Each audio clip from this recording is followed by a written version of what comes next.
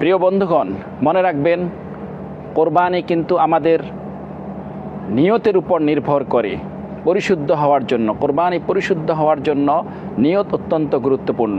আপনারা জানেন, সূরা মাইদাতে মহান রব্বুল আলামিন আদম আলাইহিস সালাতু ওয়াস সালামের দুই সন্তান হাবিল এবং কাবিলের মধ্যকার কোরবানির বিষয়ে বলেছিলেন যে ইন্নামা ইয়াতাকাব্বালুল্লাহু মিনাল মুত্তাকিন, নিশ্চয় আল্লাহ রব্বুল আলামিন তো শুধু কেবল মুত্তাকিদের পক্ষ থেকে কবুল করেন। হাবিল কোরবানি করেছিলেন।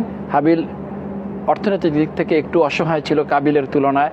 কাবিল কিন্তু তার অর্থনৈতিক ভালো ছিল বিদায় সে অনেক সুন্দরভাবে দামি জিনিস দিয়ে কোরবানি করেছে, কিন্তু তার নিয়ত পরিশুদ্ধ না হওয়ার কারণে এবং তার উদ্দেশ্য খারাপ হওয়ার কারণে আল্লাহ রব্বুল আলামিন কিন্তু কাবিলের কোরবানিকে কবুল করেননি। অপরদিকে হাবিলের কোরবানির দ্রব্যটি মূল্য কম থাকার পরেও তার নিয়ত পরিশুদ্ধ হওয়া এবং শুধু মহান আল্লাহ সন্তুষ্টির জন্য সঠিক নিয়তে সঠিক উদ্দেশ্যে নিয়ে কোরবানি করায় তার কোরবানি কিন্তু মহান আল্লাহ রব্বুল আলামিন কবুল করেছেন।